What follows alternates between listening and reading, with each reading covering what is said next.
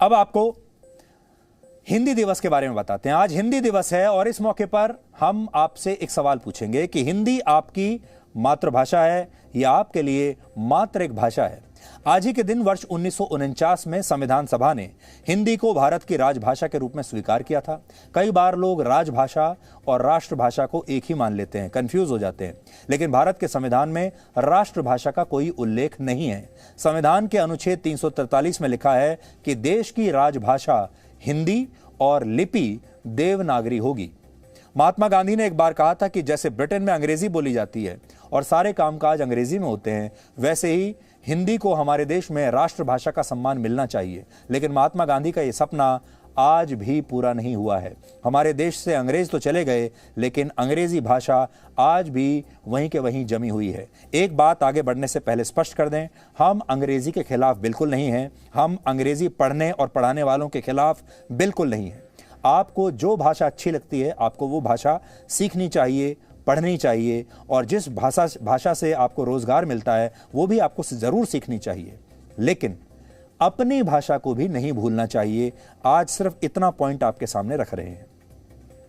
वैसे तो हिंदी भाषा का सफर 3500 साल पुराना है, लेकिन आज जिस हिंदी भाषा को हम लिखते बोलते हैं उसकी उम्र ज्यादा नहीं है, ये सिर्फ 120 साल की है। हिंदी एक ऐसी भाषा है जो हजारों वर्षों के बाद विकसित हुई और इसने हर दौर के मुताबिक खुद को बदला। इसलिए जो लोग समय के साथ साथ खुद को अपडेट नहीं कर पाते, वो हिंदी भाषा से काफी कुछ आज सीख सकते हैं। हिंदी को संस्कृत भाषा का आसान रूप भी कहा जाता है। सनातन धर्म में ऋग्वेद से लिखित भाषा की शुरुआत मानी जाती है और यह भाषा संस्कृत थी, और यह बात 1500 ईसा पूर्व की है। महाकाव्य रामायण और महाभारत भी 1000 ईसा पूर्व संस्कृत भाषा में ही लिखे गए थे। संस्कृत का विस्तार और प्रभाव समय के साथ साथ बढ़ा, लेकिन 500 ईसा पूर्व अपभ्रंश की शुरुआत हुई, जिसका अर्थ था संस्कृत भाषा का एक और सरल रूप। 10वीं शताब्दी में हिंदी की पहली रचना खुमान रासो ने आकार लिया, जिसमें चित्तौड़ के राजा रावल खुमान की कहानी थी। इसके बाद 13वीं शताब्दी में हिंदी खड़ी बोली के पहले लोकप्रिय कवि अमीर खुसरो ने फारसी और हिंदी में कई पहेलियां और गीत लिखे। लेकिन 18वीं शताब्दी में भारतेंदु हरिश्चंद्र ने उस हिंदी भाषा की नींव रखी जो आज आप और हम लिखते हैं और बोलते हैं। इसके लिए उन्हें आधुनिक हिंदी साहित्य का पितामह भी कहा गया।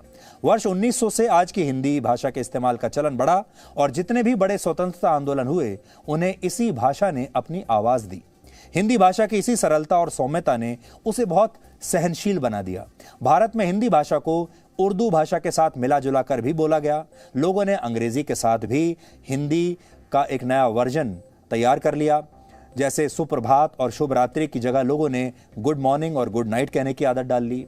दिनांक की जगह उर्दू के शब्द तारीख ने ले ली, और मित्र उर्दू भाषा के ही एक और शब्द यार से पिछड़ गया।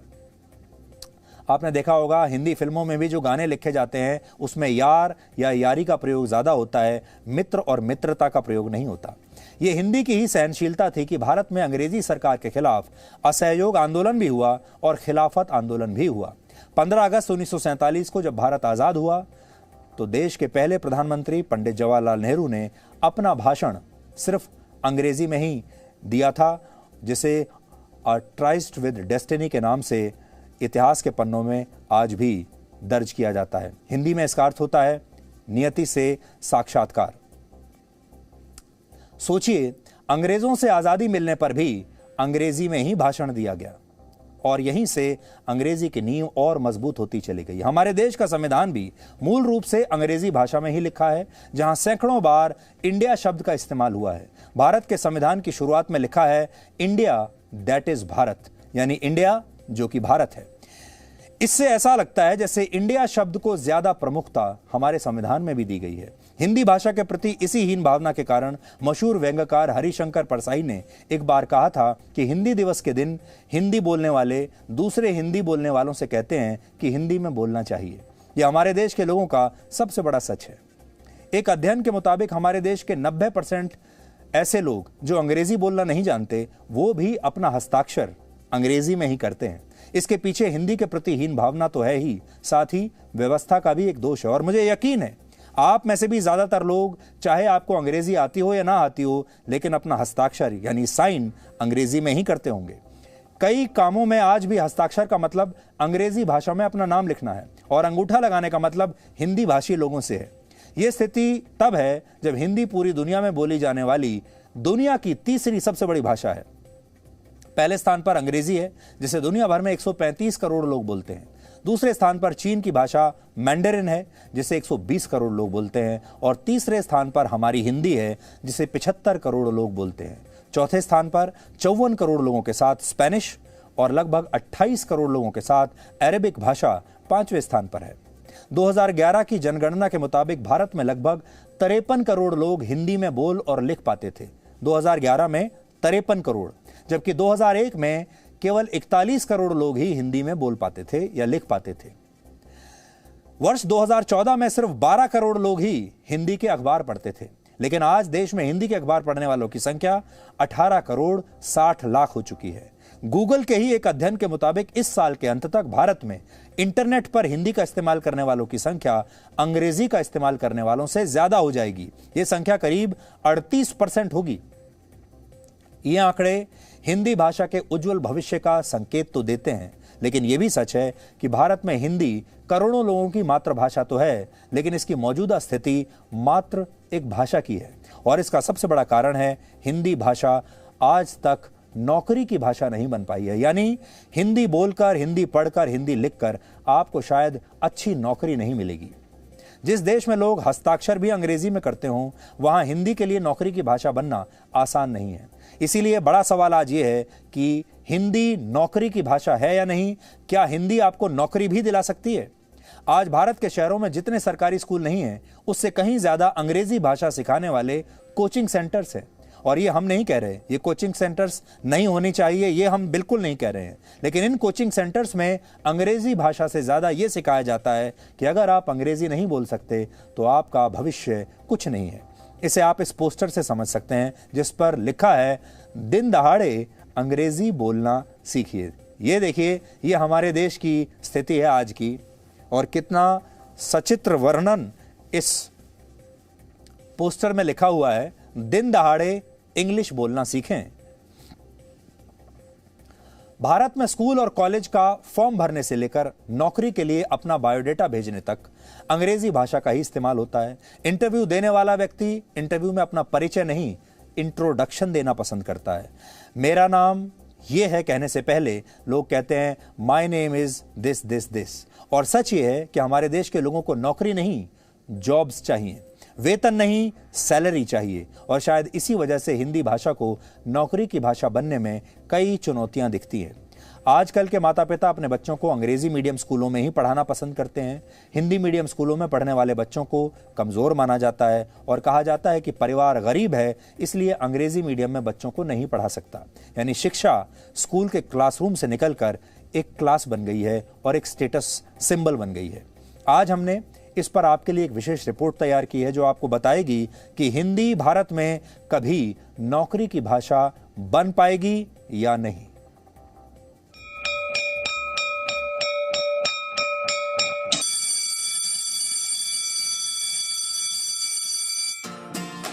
हिंदी देश की राजभाषा है, लेकिन फिर भी ऐसा क्यों है कि लोग अपने बच्चों को इंग्लिश मीडियम स्कूल्स में भेजना चाहते हैं? हिंदी भाषी क्षेत्रों में हिंदी मातृभाषा है, लेकिन देश के कई राज्यों में जिनमें हिंदी बोली जाती है, वहां भी इंग्लिश मीडियम से पढ़ने वाले बच्चों की संख्या तेजी से बढ़ी है। देश के 26% बच्चे अंग्रेजी मीडियम स्कूल्स में पढ़ रहे हैं। अकेले दिल्ली की बात करें तो 59.2% बच्चों के माँ बाप ने अपने बच्चों का दाखिला इंग्लिश मीडियम स्कूल में ही करवाया है। इसके पीछे की मानसिकता क्या है, हमने ये जानने की भी कोशिश की। हम दिल्ली के लक्ष्मी नगर पहुंचे और वहाँ कुछ लोगों से बात की।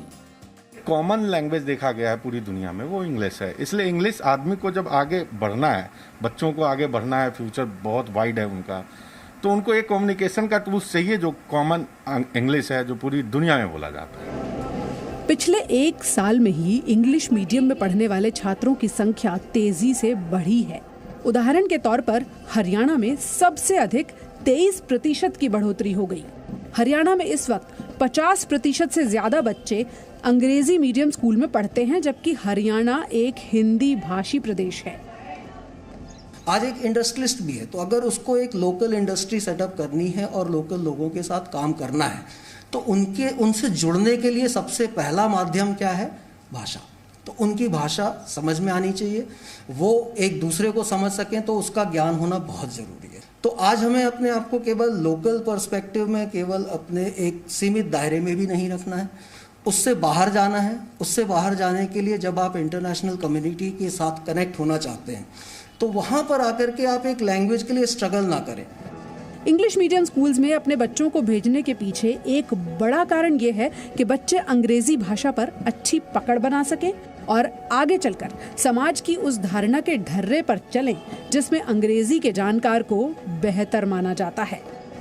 तो हमने भी इस पर एक रियलिटी चेक किया और कुछ बच्चों से बात की। What if I tell you to read this particular poem that is here in your textbook? Will you be able to do that for us? Okay.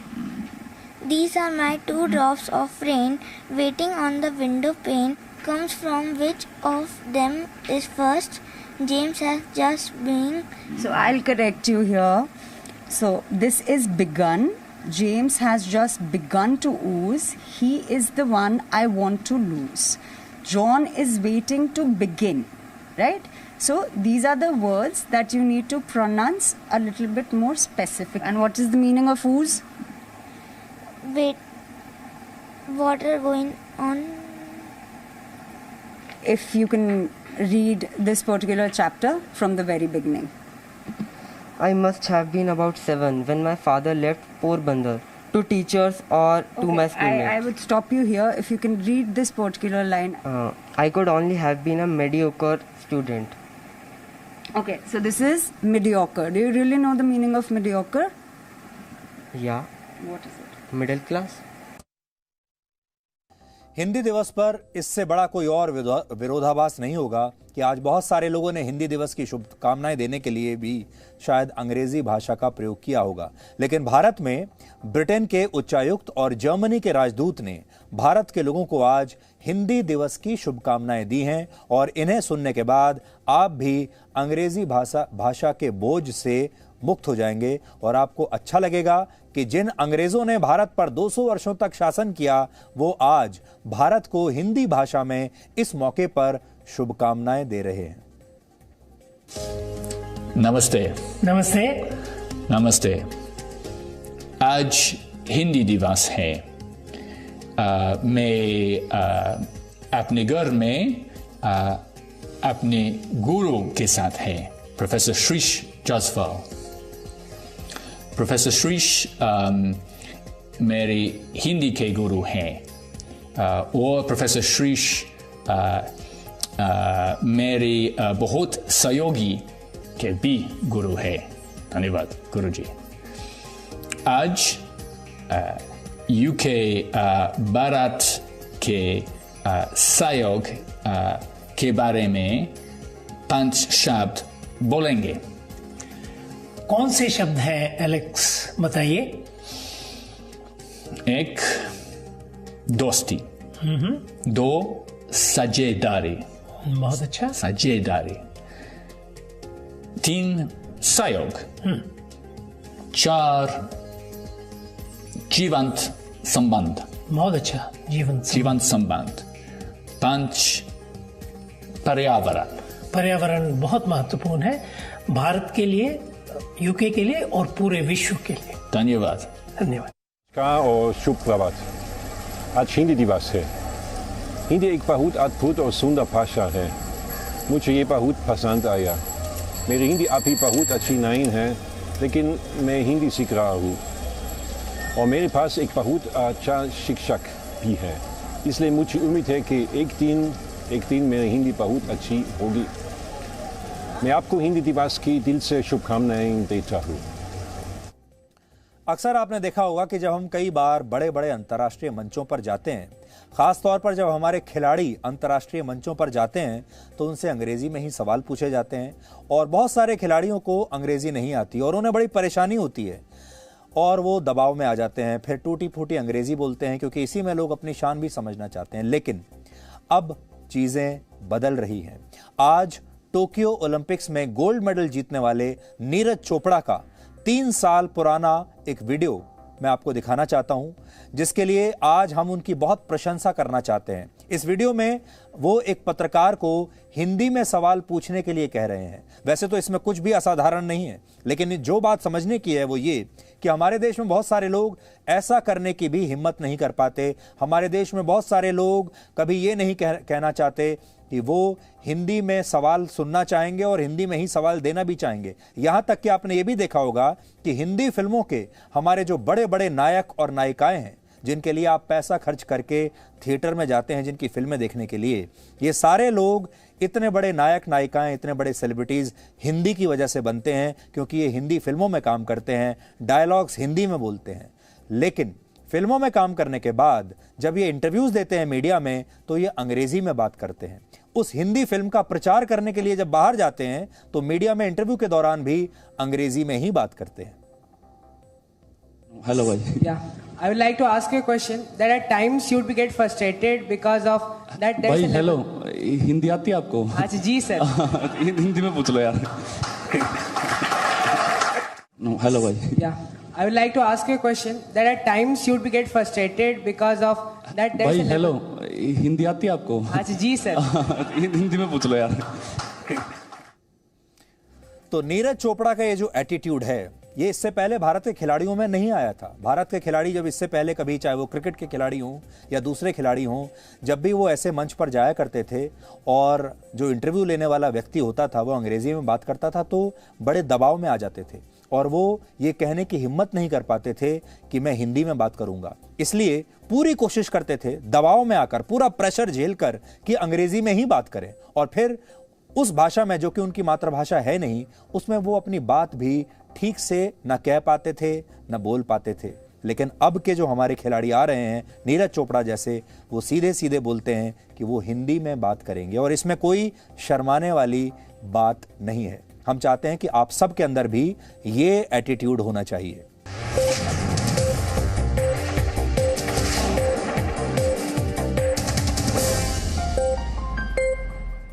Presenting B News app, available on Google Play and App Store. Download it now.